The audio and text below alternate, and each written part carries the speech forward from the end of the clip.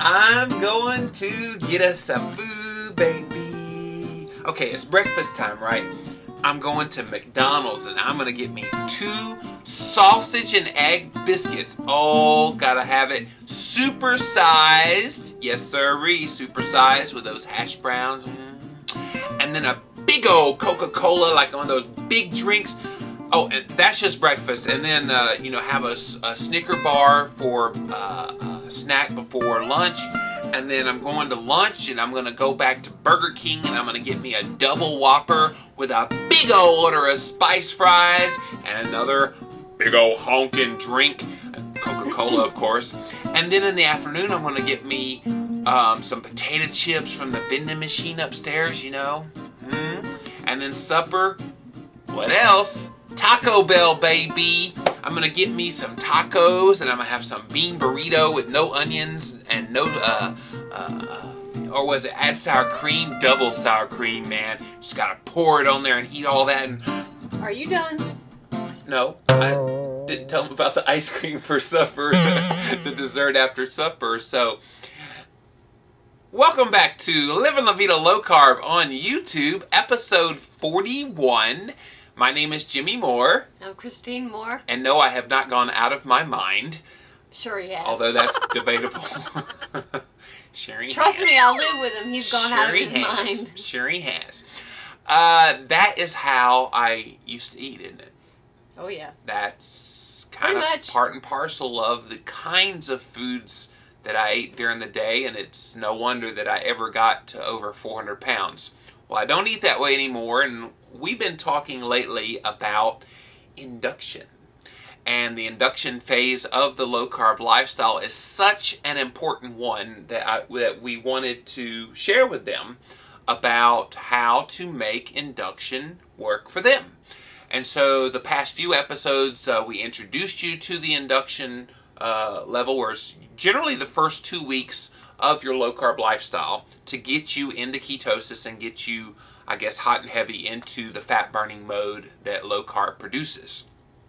The last couple of episodes, we've done the do's and don'ts of induction, so if you missed those, be sure to go back and check those out. Now today, we wanted to share with you some final summary kind of tips and reminders about this way of eating, and specifically to the induction phase of this way of eating. Do I need to burp you? And so, we're also going to share with you some menu planning ideas, which is always a challenge. People are like, well, what can I eat? I don't understand. What am I supposed to eat at each meal and for snacks and that kind of thing. Today, we're going to share with you what you eat macronutrient-wise, and then specifically what foods that you can fill in to fill the need. So, first, we wanted to share the tips and reminders, the summary of induction and low carb really in general. These are rules that you really should just keep in mind always when you're living La Vida low carb. The first things are the things that you avoid on the diet. Now keep these in mind, because these are the things that you probably should never, ever, ever, ever, ever, ever, ever, ever. I think they get it. Did I mention ever, ever eat?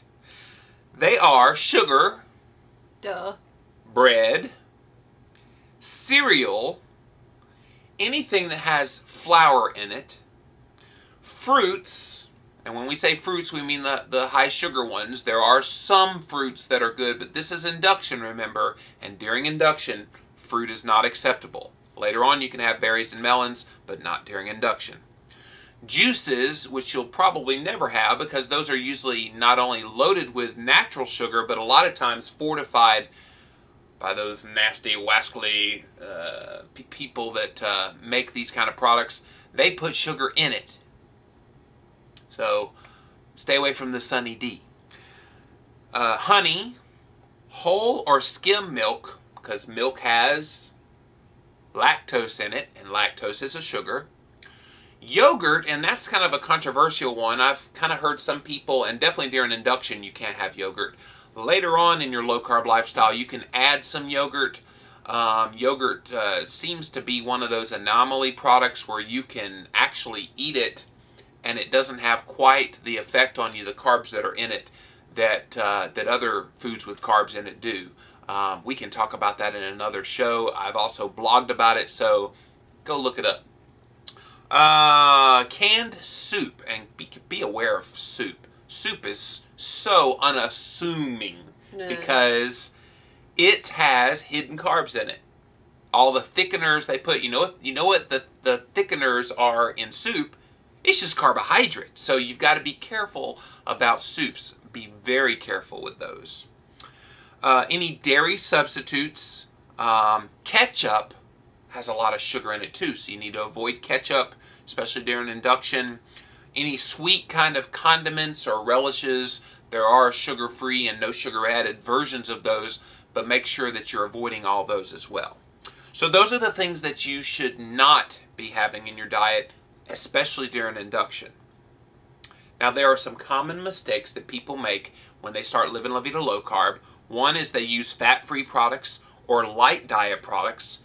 They use foods containing sugar like coleslaw or salad dressings, especially those fat-free salad dressings. They load it with sugar. Liquid medications, cough syrup, cough drops, lozenges, all of those have sugar in them. Look for sugar-free versions. Ex-Lax, Aspergum, and you should avoid products that are labeled, get this, great for low carbers. Not. So those are kind of your tips in the summary about the induction phase of Livin La Vida low carb. Now quickly we want to tell you about how you can plan your low carb menu. What do you eat? For breakfast you're looking for a protein source, which is usually meat or eggs, and a fat source. Make sure when you choose protein, most of your protein choices have fat in them. So for example, you can eat bacon or sausage with some eggs. That's fat, that's protein, very limited carbohydrate, actually almost zero carbs. And you can add some low-carb veggies if you want to kind of make an omelet out of that. So that's what you can eat for breakfast. You're looking for protein source and a fat source. You go to lunch, you look for a meat or other protein source and a fat source. Again, if your protein is lean, make sure you are adding fat. You want to add fat. I want that to be abundantly clear. Add fat in the form of butter, full-fat salad dressings like ranch, Italian, those kind of things, cheese, cream, or avocado, anything like that that would add fat. You also want to get your salad greens or cooked greens as well as vegetables. And remember, you're getting 1 to 1.5 cups of the greens and 1/2 cup to 1 full cup of the non-starchy vegetables. Now, in the middle of the afternoon, you might get hungry and you want a snack. You should snack on pork rinds, or a great one would be pepperoni slices with some string cheese that are really good.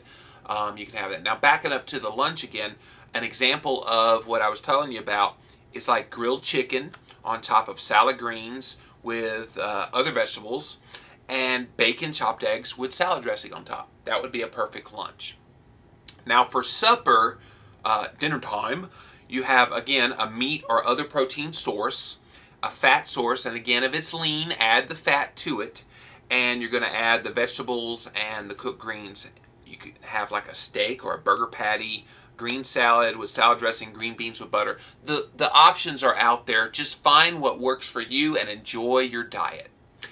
That's all the time we have for this edition of Livin La Vida Low Carb on YouTube, episode 41. Thanks so much for watching. Come back next time as we start a brand new topic here on Livin La Vida Low Carb on YouTube.